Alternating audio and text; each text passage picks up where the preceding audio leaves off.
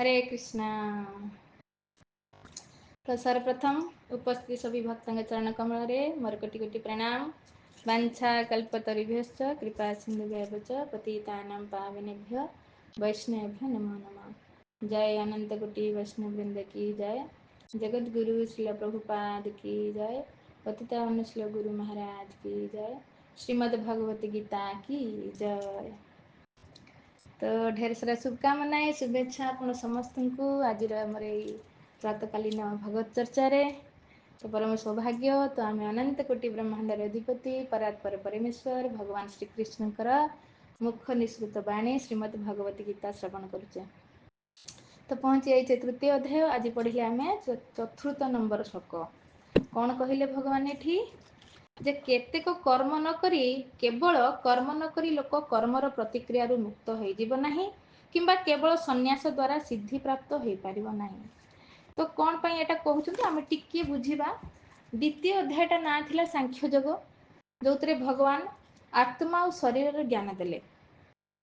तो द्वितीय अध्यायटा सांख्य योग भी आत्मा शरीर ज्ञान भी देइछन्ती। पूरा भगवत गीतार सारांशटा भी द्वितीय अध्याय देइछन्ती। से कर्मयोग कथा भी कहते बुद्धियोग मान ज्ञान योग भी कथा कहते ध्यान योग कथा भी कहते और भक्ति योग कथा भी कहते। लास्ट श्लोकटारे देखिए आप 72 नंबर श्लोक भगवान कौन कहीकि गले एठी ये सब आम कौन पाई योग सहित कहीं माने युक्त कहीं हवा भगवान सहित ना हरे कृष्णा अन्नपूर्णा माता जी आप म्यूट हो जातु। प्रभु म्यूट कला परे कहीं अनम्यूट हो जाते आपण मैंने।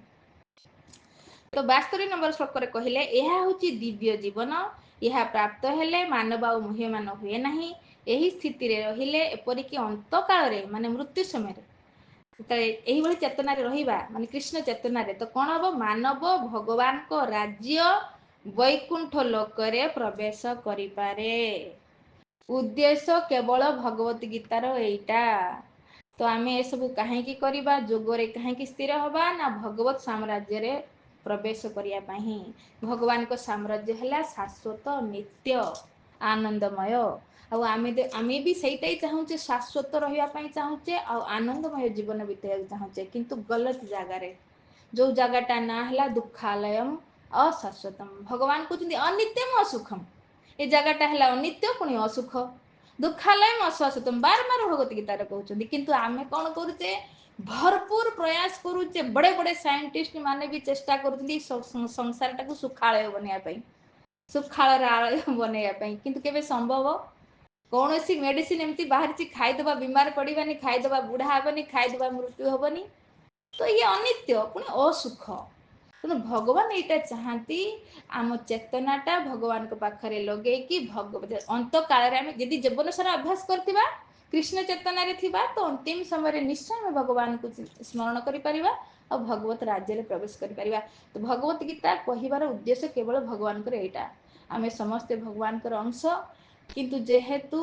भगवान आज्ञा को पाळिनी भगवान सेवा करवा आम धर्म किंतु यहाँ कलेनी तो फिर मालिक होगापी चेष्टा कले तो भगवान पुणी ए दुनिया आम बनैला और ये आसिकी आम मालिक जिते जाए मालिक भाव में रहा सेवक भाव में न रहा तो आम ये संसार फसिकी रहा। तो भगवान कहते तेणु मोर अंश तुम जिते जाए मालिक हो के शांति रही पारनी सुख सुखरे रही पार ना शांति रही पार ना केवल मो सहित युक्त है तुम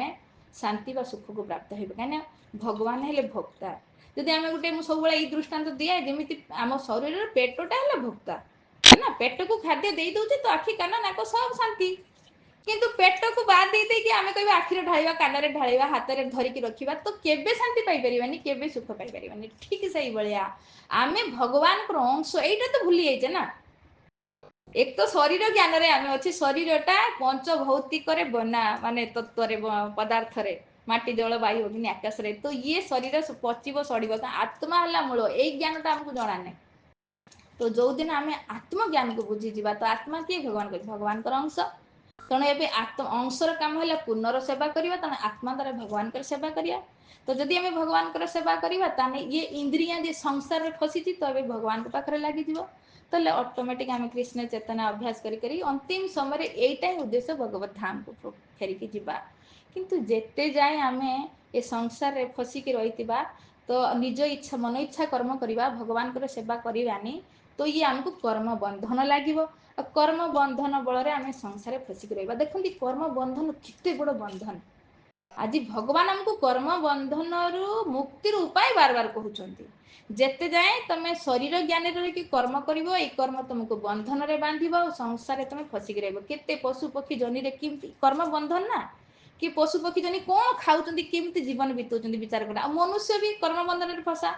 कि आखि कहार आखि नहीं कार कान नहीं किए लंगड़ा किए लुला किए माने देखो केते कि गरीबी हाँ होता समय जीवन बिताऊँ ये सारे कर्म बंधन। धनी रे भी जन्म हेले भी देखिए कहार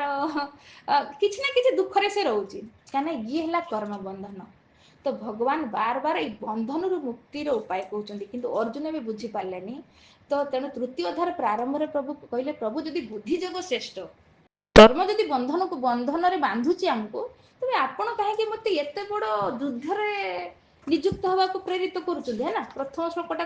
तृतीय अध्याय क्वेश्चन थिला ना अर्जुन कर हे अर्जुन कहले हे जनार्दन हे केशव आपण जदि भावुंट जे सकाम कर्म अपेक्षा बुद्धि हूँ उत्कृष्टतर तेरे मत कहीं भयंकर युद्ध कर्म निजुक्त होगा बाध्य करूँ मुझे युद्ध करी माने हत्या करी तो हत्या करी माने मत पाप लगे फिर कर्म बंधन में फसीजी ना आपण मत कहीं हत्या कांड निजुक्त कर।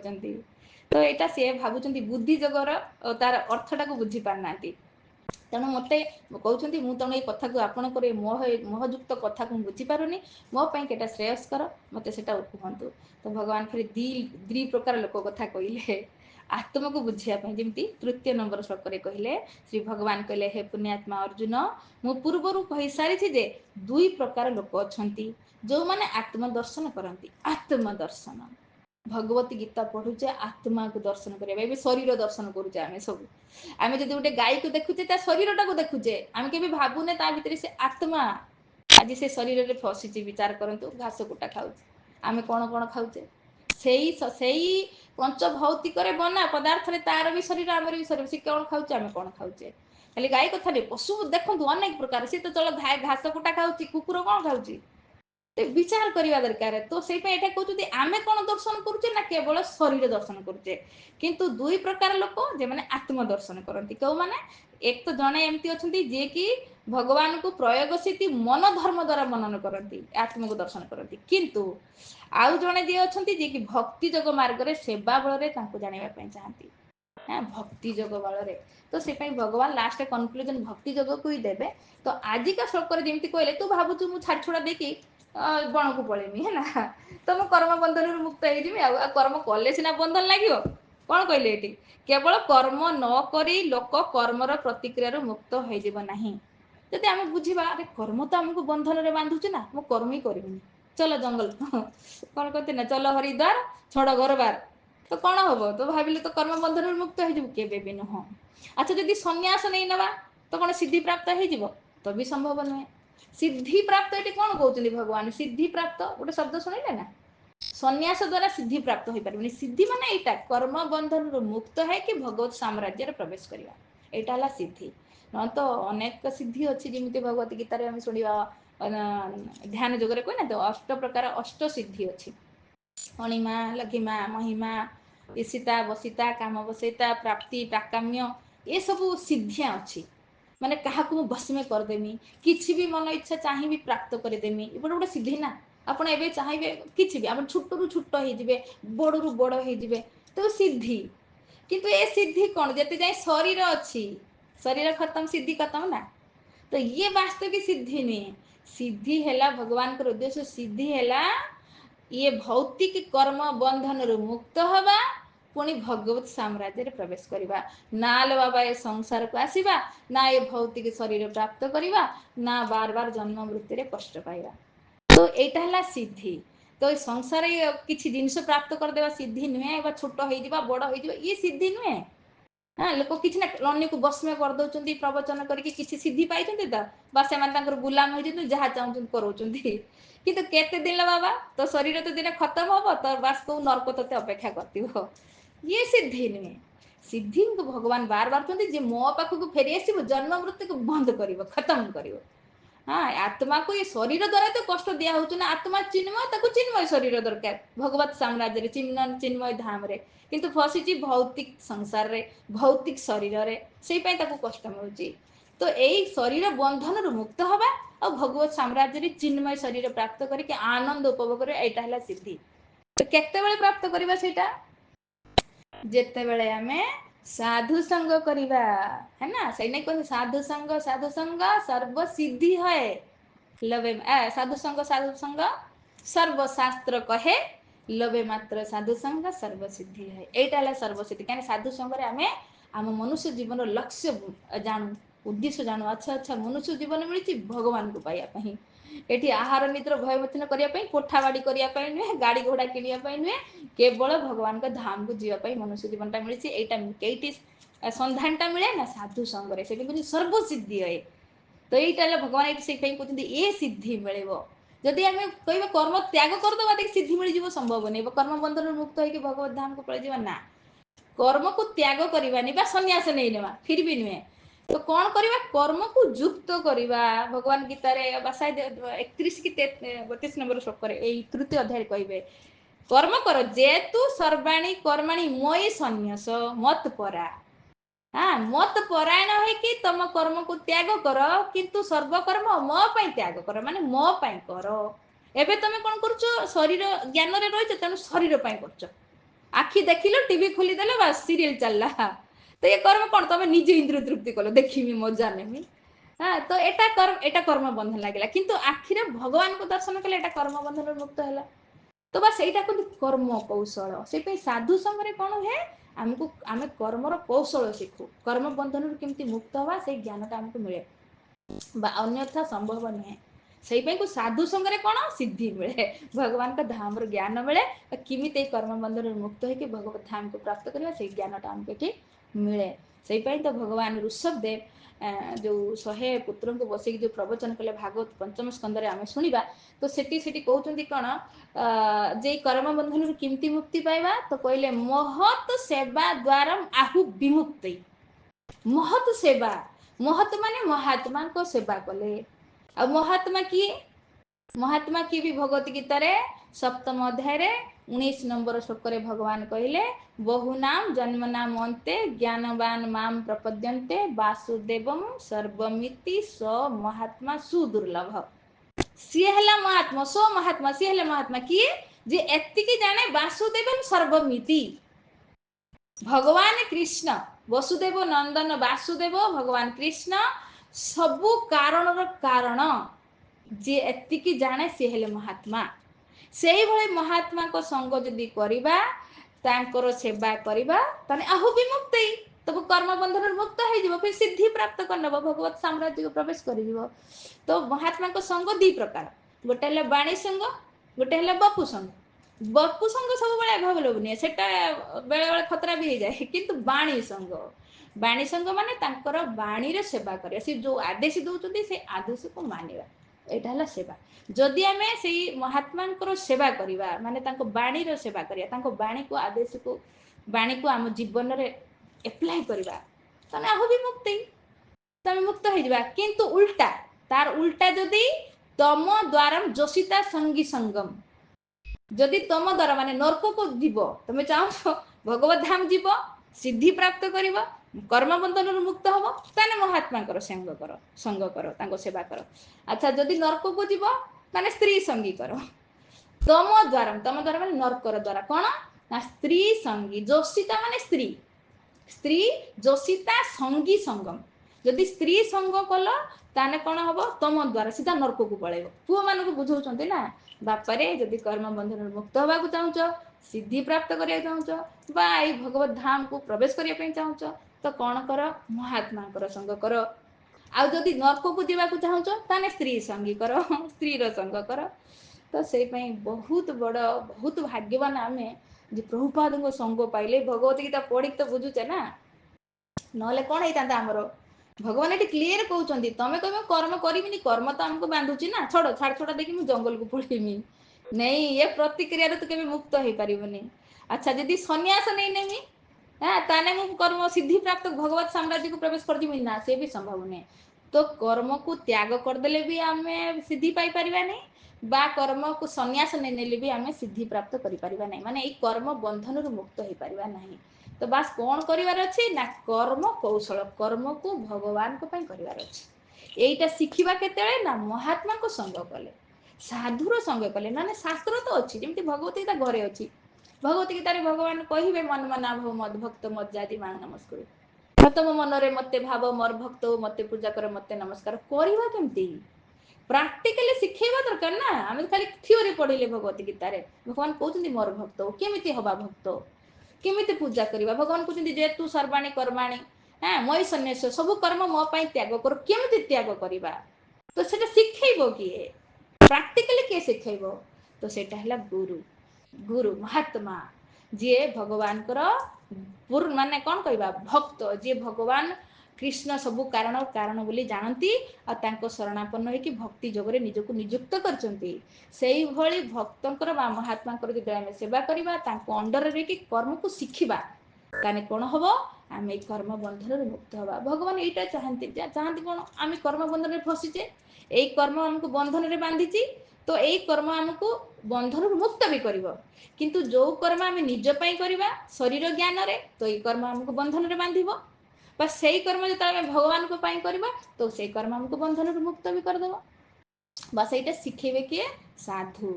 आमे तो जानि ने, आमे तो संसार को आसिले बस चारटा काम रे मस्त रहितले, आहार निद्रा भय मैथुन, जे पशु भी करचंती पशु भी तो सेई काम करचंती चारटा काम, आमे भी मनुष्य हेकि सेई चारटा काम ही करतुले। आ द्वारा आमे बंधन रे बांधि होतले। तो ये बंधन हमको बारंबार इस संसार रूप को जेल रे फसई के रखला, आ प्रकृति रूप को जो जेल बस जेलर बहिछि से दंडा मारदेला। तो प्रत्येक थर प्रत्येक जीवन रे तो ये जदि आमे साधु संग रे आसिलेनी, साधु संग कलेनी, भगवत गीता को बुझिलेनी तो भी चकन्ना रहिबा दरकार। आम कर्म कौन करूची, मो आखि देखुची कौन, मोबाइल खोली देली कौन देखुची मो मोबाइल रे पुरुष स्त्री चुंबन दिया दी होउचंदी, आलिंगन करा होउचंदी, मु भक्त होइकि होटा देखुची तो कौन हबो ध्यायते विषयान पुंसे फिर सीधा नरकर द्वार।